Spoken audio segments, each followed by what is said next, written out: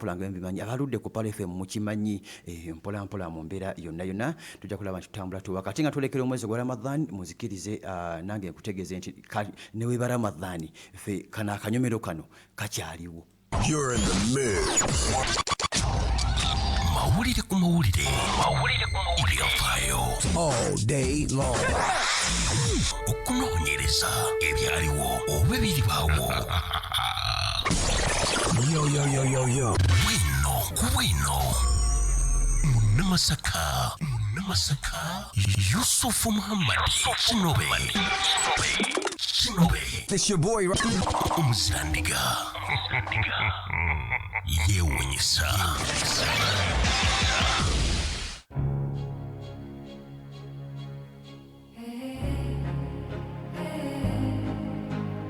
Okay, ali ku Pale FM, ali kukula eri omuntu wa bulijjo, sagala kulaba nti ate nkulira yadde kasekendi, yadde akadakiika, mpola tutambule tugenzere ddala maaso, nga nkuwa amawulire ki agali ate mu bitundu ebyenjawulo okwetooloola ensi yonna worldwide. Ne bannaffe aba Anti-Porridge, kakati gwe wuliriza twolekera ekisobo nati nze nkuvumbulira. Olabanga ndi mabega omuzindalo manya ndi mukulaba nti ate nkuvumbulira, kati nkuvumbulidde munnange ekirungi gy'oli, ekirungi eri omwana wo agenda ku ssomero oba ali wadde. Okimanyi nti nkuleetedde obuugi nga buno bwo oteeka buteesi mu kikopo mu mazzi gookya. Bwana wa kisolo ateeka buteesi mazzi gookya n'akola ki? N'anywa. Ateeka buteesi mazzi gookya n'atabula n'anywa. Okitegedde? Aba Anti-Porridge be bokka basazeewo okulaba nti munnange bakutaasa wakati nga ensimbi zibuze, wakati nga ebyokulya tewali, wakati nga toyina nku kati baleese ekipya. Bannaffe aba Anti-Porridge wakati nga twolekera omwezi gwa Ramadhan bagambye tujja kumala biseera nnyo biri awo. Tokkiriza kusiiwuuka, tokkiriza njala kukuluma ku ddaaku ne mu kusiibuluka sebo ogenda ova mu kisibo nga gwe oli musiiwuufu nga wenna okoze. Aba Anti-Porridge weebali. Oli mwami, oli mukyala, oli muvubuka, oli mwana muto. Omwana agamba taata, agamba maama gulire obuwunga bw'abannaffe aba Anti-Porridge. Tukuleetedde obuwunga obw'obuugi mu bika ebyenjawulo nga buno bwa mugaso nnyo eri obulamu bwo. Tebulumya njala wakati mu kisiibo ng'ogenda kulaba nti olekera okusiiba. Tulina obuwunga nga Instapo. Buno bwa Instapo oteeka buteesi mu mazzi agookya gwe n'onywa. Bupaakingire omwana agenda mu kisulo wakati wali mu kusibuluka bambi buba bungi ku layini mpanvu bweti kaagala buugi obutalimu na sukaali. Kakati kapaakingire obuugi okawe ne sukaali. Buno obuugi bumalayo byonna.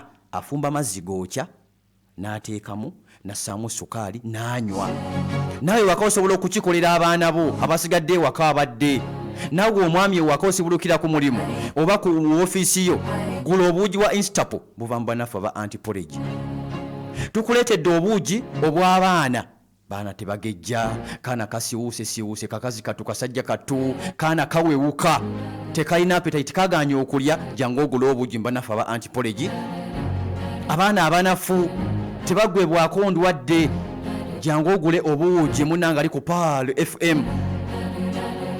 Obuugi okuva mu matooke, obuugi okuva mu buwunga obwa kasooli, obwa muwogo, obuugi okuva mu nsujju, obuugi obukoleddwa mu mata n'embikirala munnange oyagala buugi bwa mapaapaali bonna tubulina. Tusange wano ku Bombo Road wano nga wakava ewandegeya wano ku bitaala okuliraana Abbey Clinic. Tulina buli kika kya buugi, eky'abaana, eky'abavubuka, eky'abakulu. Yakava mu kkomera oba wakavaawo yonna jangu tukuwa obuugi kuba ku simu 0785 88 26 74 oba 0705 10 80 30. Be bannaffe aba Anti-Porridge otabunywako ayizulu. Nze nkuwadde eddiiru. Kakati ali ku Pale FM tugenze tusimbudde neera. Tweyongeddeyo omuganda wange mpuliriza nga tugenze tutandikidde munda mu ggwanga erya America. Benjamin Netanyahu yayolekedde dda bannange. Ayolekera eggwanga. Ali ku Pale FM eggwanga erya America. Gw'okirabanga okukyala obukyazi wabula bagenda kusalawo. Nakugamba ejjo nti zino meeting z'olaba batuula mu Oman. Yes, batuula but bamanye ekyokukola zonna kiguumaaza. because bategera dde ekigenda okulaba nti munange kiva Iran yabagamba dda before meeting nti mujje naye tetugenda kuteesa ku nuclear, tetugenda kuteesa ku bubinja bwange bwennyina, tetuteesa ku uranium, tugenda kuteesa tetugenda kuteesa ku missiles, mpozi nuclear. Ejjo yakugambye ngenda kukola nuclear. Naye ng'ategedde Iran kiki bagenda okuteesaako munda mu ggwanga eri Amerika.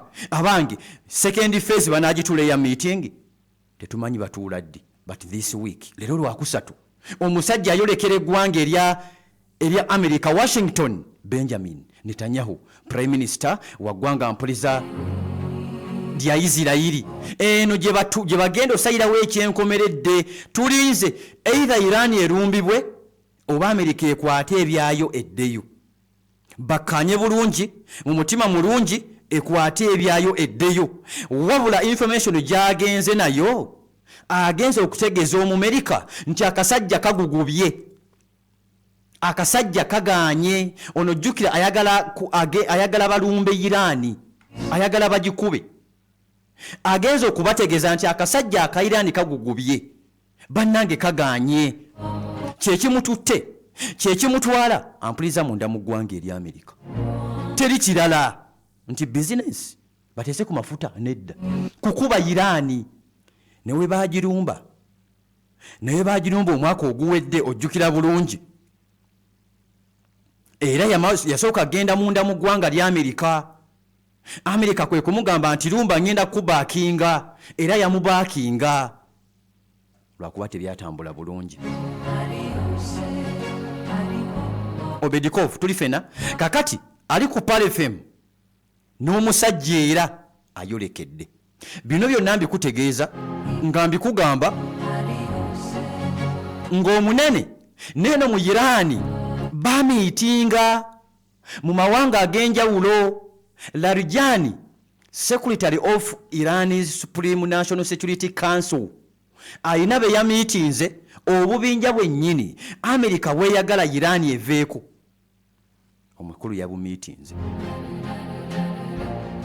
Omwogezi w'Abahuthi Yahya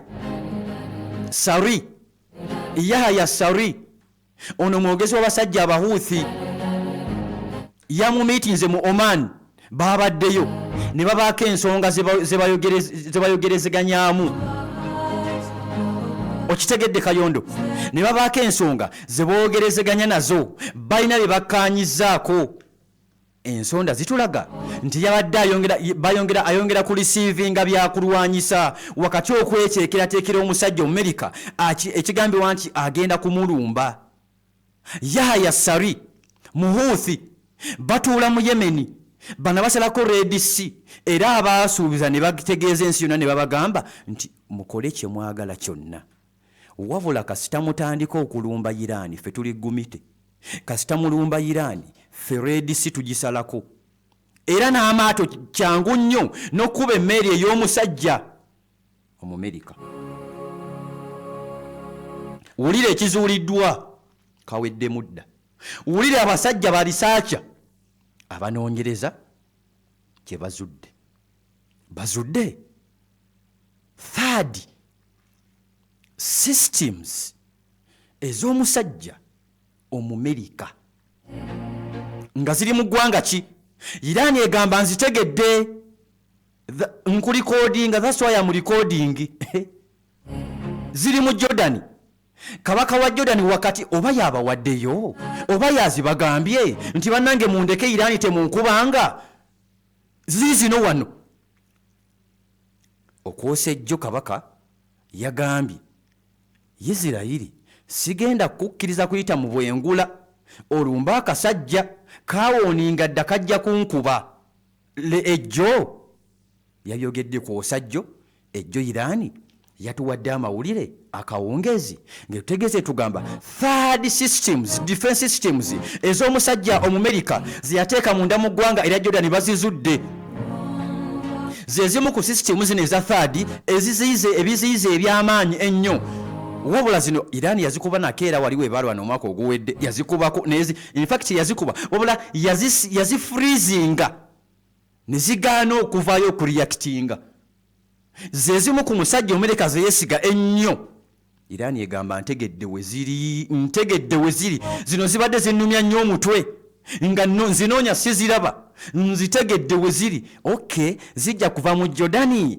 Kitegeeza we zinaava mu Jordani obanga otadde mu Jordani otadde ne mu Saudi, ogenda kuteeka ne mu Iraq kifuba ddembe nanti obeefumbiramu. Okay, kati kangaziyo ebitangaaza byange bali gumite bagudde mu third system ez'omusajja Omumerika nyingi ali ku Pale FM nyingi. Ne Israeli nayo teteredde naye evuddeyo egambye ntegedde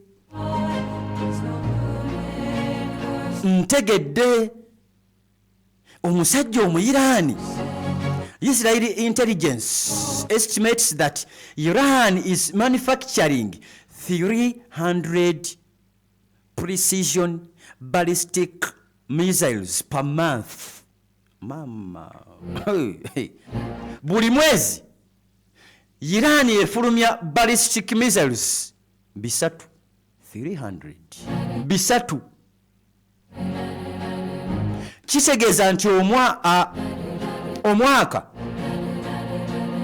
afulumya 3,600 ballistic missiles. Juzi bazipima nga bagamba ddala kana akasajja babadde banoonyereza nti ddala kituufu byekoogera. Naggambyeko was it yesterday oba ku Monday nti Isirayiri bali mu kunoonya kakasa ddala kituufu Iran missiles zeegamba nti ezikola bazitegedde nti omwezi efulumya bisatu, omwaka 3,600 Iran zefulumya mizairo. Eno ze yabavayo ne bagamba tetugenda kuzikkaanyaako ensonga ya mizairo ne uranium tetugenda kubyogerako. Bano balina ekibuga mu mazzi. Waliwo ekibuga kye twakugamba ekiri ku lukalu kiriko ebyokulwanyisa ebyenjawulo. Balina ebibuga mu mazzi. By the way, yesterday ka video nkaina simanyi njoza njakasa ku mukutu gwa Paro. Anyway, anansanga nongwako nja kakulaga naye ngenda gamba Hudu agenda katwira wano ku mukutu gwa Paro ogwa WhatsApp bajja kabateerayo ka video kano. Mukwano gwange omanyi information yaffe wano ku Pale FM tujijjadala ku source. Ka video kano nkaina wano mu simu nga Iran bali mu kwegezaamu ssebo basindikidde abasajja abali ku Abraham Lincoln babasindikidde ka video nga babalaga engeri gye bagenda okubamu Abraham Lincoln. Bagibawadde bakozeemu lihaso nga America we yakola lihasos nga bagenda okulumba Maduro ne Iran bakoze lihasos. Wabula ekisinze okunshokinga balina missiles ez'omu mazzi. Batadde rehearsals, batadde emmeri nabo ku mazzi, badidde lubbira bazitiseeko mizairo nga zigenda mizairo egenda kubira mu mazzi egende kuba tanka egende erumbe emmeri ey'omusajja Omumerika Abraham Lincoln. Bakoze dda bamaze dda okulaba nti munange beegezaamu gwanga lya Iran wakati nga omukulu agenda. Wabula bino tebigaana Amerika kukukuba tiimu Iran. Oyinza okwewanika nowanika omukono mu bbanga n'ogamba Allahu Akbar, n'ogamba takbir, n'ogamba Mukama Katonda yeebale, weewaawo Yusufu weebale. Naye bina Amerika tebimanyi lwakuba naye kutya. Kakati njagala kuwa ekirala kasoke kuba bannaffe aba Royal Healers bagamba omusajja yenna twolekera ekisiibo. Amajaani ga azima wali ogawuliddeko googamanyi. Olina obulwadde bwonna obukulemesa okusiiba nga bulwadde buli mubiri munda nga tonnanya azima togamba togenda kusiiba. Alusaazi, prostate n'endwadde endala nga gwe wenjala wekuluma ennyo kamunguluza akuluma ssebo byemwe bali ng'enjala wekuluma ennyo amaanyi ga onafuira ddala nnyo oluusi omusayi guba munafu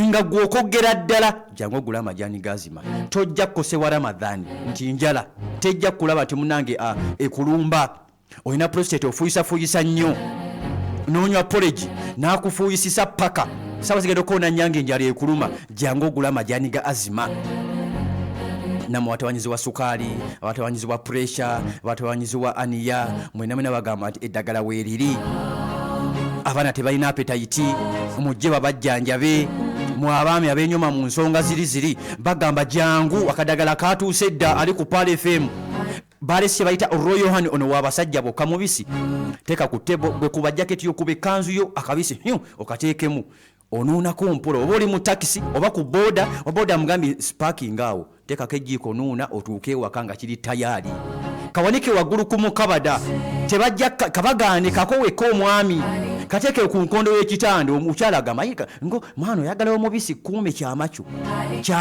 ali ku Pal FM kabisi karo Yohani atannakanywako owulira buwulizi bigambo byange tonnateekesa mu nkola tonnanyumirwa bulamu bwansi mwana wange mubisi gwa Yohani basajja naye bakozesako masturbation bagamba jangu kano kajja kujjanjaba bali ku Namirembe Road ku mafuta ga Rubis Kazembe Volcano Bus Park duka namba 314 kuba ku simu zino wammanga delivery ekolebwa ne ku WhatsApp kweri 0749 961409 0749 96 1409 bebannaffe aba Royal Healers Namirembe Road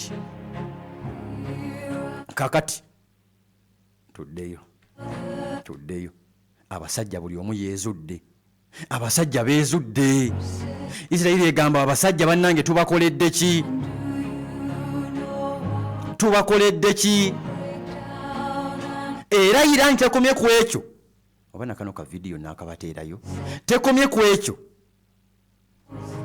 egamba lwali lwakubiri ngenda kusoma mwezi 12 omwezi gwa Januari 2016 bajjukiza Amerika bajjukiza eggwanga eri Amerika babagamba vakkali ka drone ka Obama ke yasindika katubege ne tukakwata kateeke wabbali baleese ekyokubiri nga 12 Januari 2016 Iran etegeze gamba nti emmeri ya Amerika yajja nga tegenderedde nga kuliko ba marine 10 accidentally entered Iran's territorial waters yayingira amazzi ga Iran nga mutali bugenderevu nga tebategedde baapapala Iran egamba baapapala nga wayise esawa 16 Iran yakyula nti bano bayingira tebagenderedde babakwata ne babateeka mu Iran interrogation room nga bali ku mazzi kwennyini Iran egamba efulumiza neka video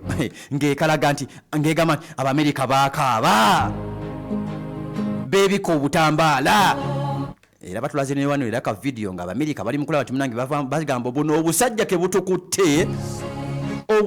butukutte tebugenda kututa Iran negamba ne tubusonyiwa neerayira nti wallahi billahi tallahi bongeddeko ekigambo kyembadde simanyi nti warabbul Kaaba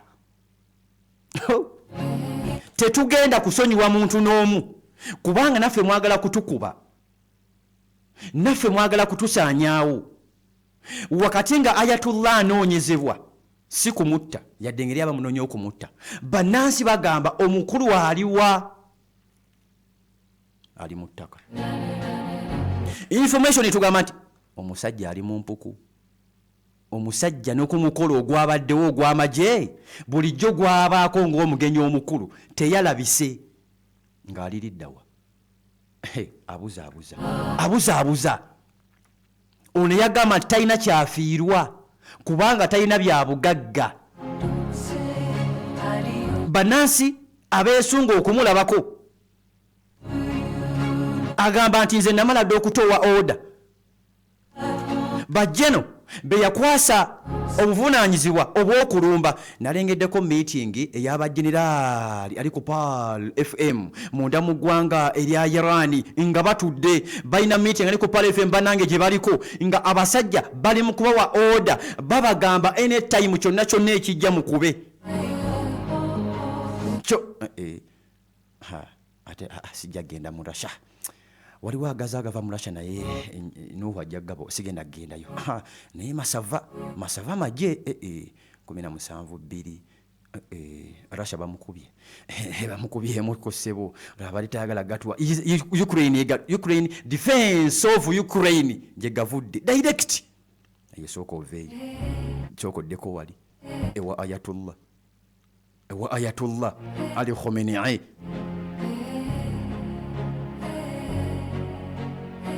Era abasajja bavuddeyo bagamba nti Benjamin kayolekedde America. There is concern that this will lead to an agreement that is not good for us. Kayolekedde tetugenda kukanya na Irani. Regional countries are influencing Trump. Bali mugamba Trump. Balina bamugamba. The odds of a nuclear deal being reached by the end of June stand at 34%. Tetulina suubi lya amaanyi nti n'omulyango Iran gwe yatuggulira ogw'okuteesa ku nuclear tetuli 100% nti tunagutuusa, tuli ku 34%. Kubanga ejjo yakugambye ngenda kukola nuclear. Nga North Korea we yagamba Kim Jong-un n'amugamba kakati dumba onkube. Woba oli musajja, woba oli w'amaanyi lumba, ate yalumba teyalumba, numba onkube nze nuclear wo muvuddemu ngenda kumukola. Kankujjukiza ekirala emabega kye nagambako nti ebbanga ejjo zaabadde 10 ennaku zaaweddeko endagaano gye baakola eya nuclear wakati w'omusajja Omurussia n'omusajja Omumerika yaweddeko. Russia yagambye tweweemu ka space nga tewali ndagaano gye tulimu wakati waffe Abarussia oba aba BRICS n'eggwanga erya Amerika. Russia oyagala kukola ki? Wabula mu Amerika abeeteeseteese okubiitinga Benjamin Netanyahu ng'oggyeko Trump, bano bo bagamba tetulumba.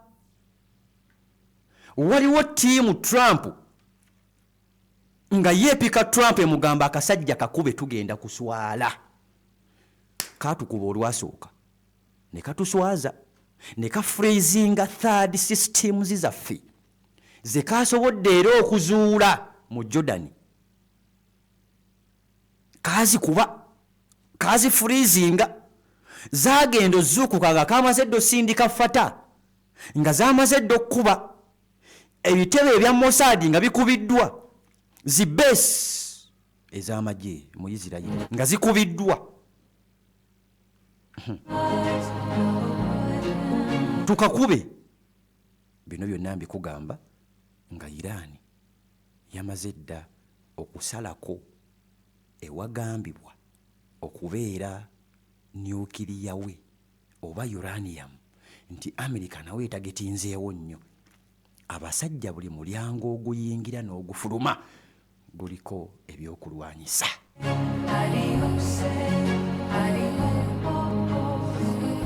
Ndowooza ne wentema. Kati tulize bulinzi Benjamin ne waatoogera bivuddeyo. Ffe bannamawulire abatendeke ku PAL FM tetumuggyako maaso. Tujja kulaba body language ye, tujja laba just n'entunula ye, kubanga yagenze alina kyayagala ku maaso nga tumwetegerezza. N'ebyo twabisoma ssebo. Era tujja kumulaba mu nkomawo ye kinaaba kitya, kubanga yagenze ayagala balumbe Iran. Tujja kulaba entunula ye oba omusajja akkiriza bakube eggwanga erya Iran.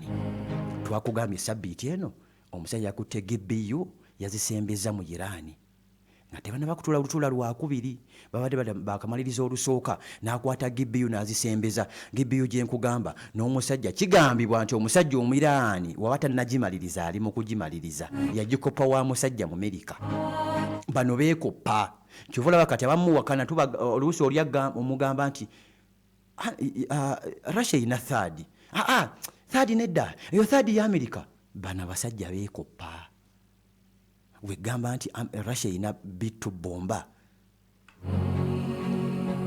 nosooka noddako nokwatako mu kiwato abasajja beekoppa wabula wano nkikuddiramu nga nkusiibula temusaba bano abasajja okwerumba temusaba bano abasajja okwerumba Iraani eremeddeko egamba kufa omukazi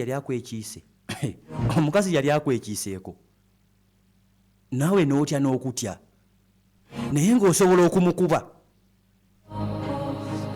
n'akugamba ntambaala ondabe tomanyi gye banzaala n'akuba nekisambi pa oyo muveeko kakati ye Iraani buli wamu etaddewo bw'etyo amaaso emugamba bakuwaana oli super power nti ye kale numba ono baamugambye mbuli eddakiika mmeka nza yeeyogeza okay ono baamugambye Amerika osobola okukuba Iraani yes osobola you can kyangu nnyo okuyingira Iraani okugirumba osobola naye okuvaayo awo twogerewo nawo akasajja tekagenda kuvaako kalingani kingisa akasajja tekagenda kwesonyiwa tekazikiza lutalo kalinga kingisaha tekagenda kuzikiza mama nze muzikirize mbata akadde kankutte kaŋŋamba Yusufu mwana wange beera nga weetegula ogende okwasa akati abettu ly'omukeeze mpolampola wabula nkujjala lunaku lwa 6 tugenda mu basajja Saturday odi Kampala ffenna nange wendi kamwa koogera tujja kubaawo nga sisomesa nga nsoma okitegedde bakyala naffe abaffe tubaleeta semina y'abakyala Saturday saawa 2 nga twatuuse dda. In fact nze subuhinja sijja nakula ku Saturday mba siri ku muzindaalo subuhinji sayira ku Gaddafi Mosque mbalindirire muleeta abakyala bamwe basome leeta omukyala bamuteeketeeke mu Ramadhaani olina kibuzo kyo kyonna kyoyagala okubuuza imaamu Sheikh Irimi oba imaamu Kyeyune bonna weebali ogenda kuboota buliro bonna ojjawulira bawulire nga tolekera Ramadhaani sabbi wiiki ate eddako jangu tusome n'ebyobufumbo omufumu olina kweyisa otya wakati mu Ramadhan tusobya jangu tusome semina y'abakyala emitwalo 2 kapo 3 kati kasooli alina engeri gyankyanzi kyanzawo simanya ate wendeeta 2 ate simanya 3 atubuzaabuza tulaba ani alerinda oleeta abakyala be 3 nga Katoolo nga mwekutte mu kiwato oyinza okundabira eŋŋumi awo naye sebo gye bali abakwatagana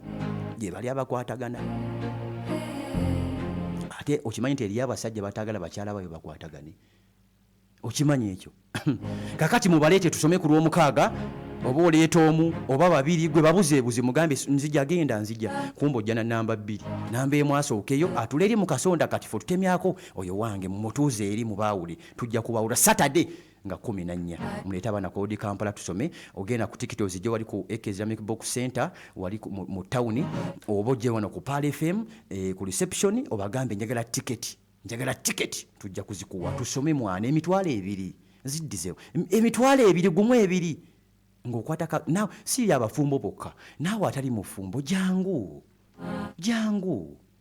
osome muvubuka omwami oba omuwala oba omulenzi jangu osome omanye eddiini lyo naffe twasoma ebintu bino nga tunaba kuwasa gwagenda okufumbira omuwala jangu tukusomese bino naawe bikwatako oyagala seeka kiti bani abamumbuuza wano gwe tofaayo weesirikire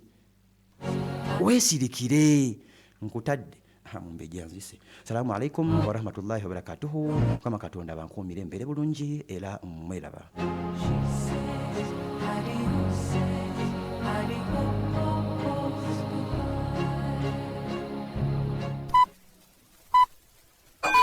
essaawa egenda kubeeremu ey'okumakya. Time check.